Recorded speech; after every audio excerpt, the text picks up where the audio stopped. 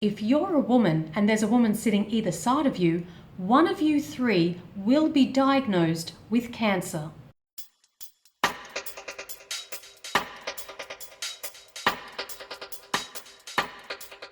Hi guys, welcome back to the channel.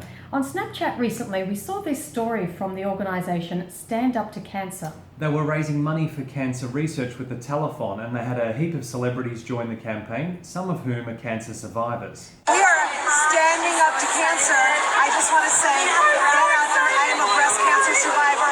Shannon Doherty. And it was heartbreaking seeing people standing up for the people in their lives who have been diagnosed with or died from cancer. It was. We've both had family members die of cancer, and it's absolutely horrific to see someone suffer so much. It would have to be one of the worst ways to die.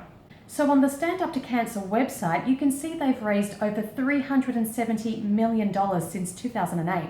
That's a lot of money. And of course, there are so many other organisations that also run these kind of campaigns. And yet, despite all the money that's been raised over the decades, the statistics for cancer are still so high. 1 in 2 men and 1 in 3 women in the United States will be diagnosed with cancer in their lifetime. This means if you're a woman and there's a woman sitting either side of you, one of you three will be diagnosed with cancer. And if you're a man, it's either you or the bloke next to you. In fact, every minute, one person in the US dies from cancer. And although these statistics are from the United States, don't think that they don't apply to other countries around the world. For example, cancer is the second leading cause of death in the US, but it's the leading cause of death in the UK. So it's great to see these organisations raise awareness about cancer, but considering the statistics are still so high, we were shocked to see that the only mention of diet as prevention was to eat more vegetables like greens. Which is of course a great tip, but it's kind of like a band-aid. Why not advise people to eliminate the foods that are scientifically linked to causing those villainous cancer cells from forming, as they say? Now, don't get us wrong, yes, even vegans can get cancer because a junk food vegan diet is definitely not healthy. And there are so many other things in addition to diet in this incredibly artificial and toxic world that cause cancer. But as the baseline, why not do the best you can by eliminating the foods that have been linked to cancer? It's the very least we can do to prevent such a horrible disease.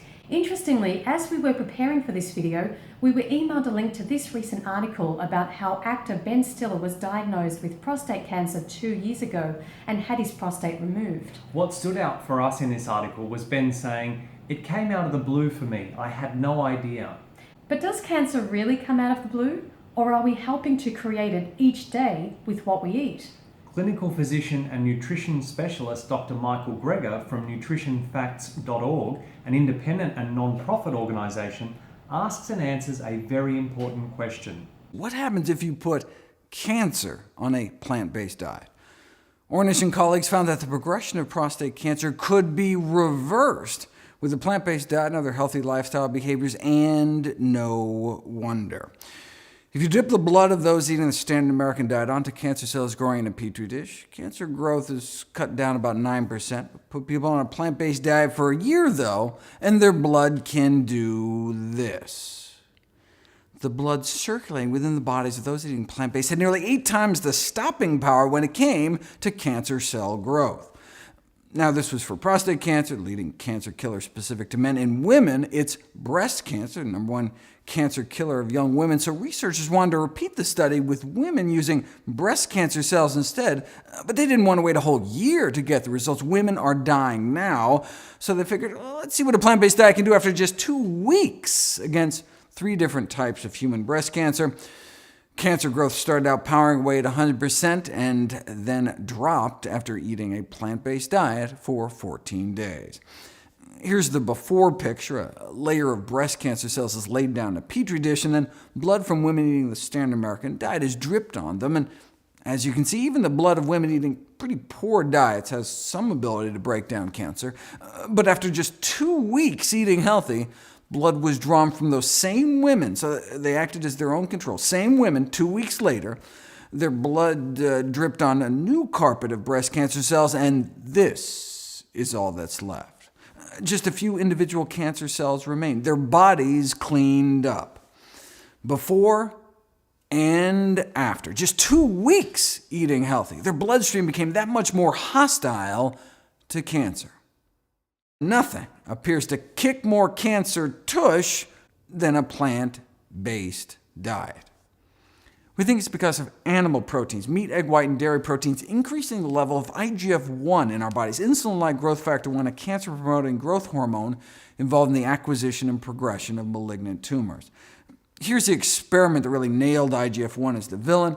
Same as last time, go on a plant-based diet, cancer cell growth drops, cancer cell death shoots up. But then here's the kicker. What if you added back to the cancer just the amount of IGF-1 banished from your body because you started eating healthier?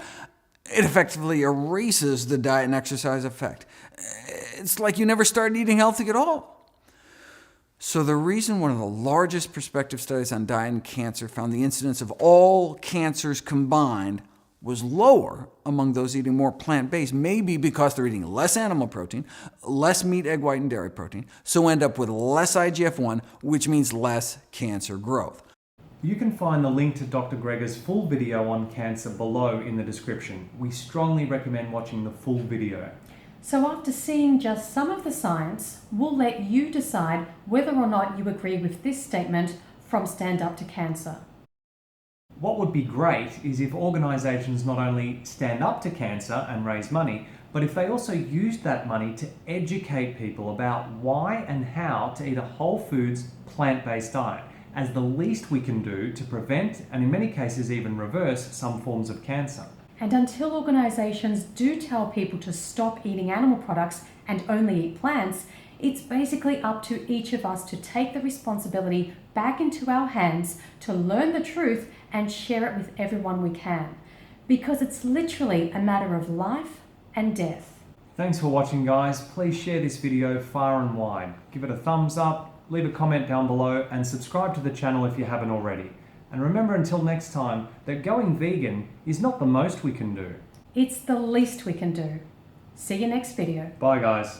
And I focus the majority of my calories around whole plant foods. This was taken 2 weeks after my 36th birthday, and so I was quite happy with these results.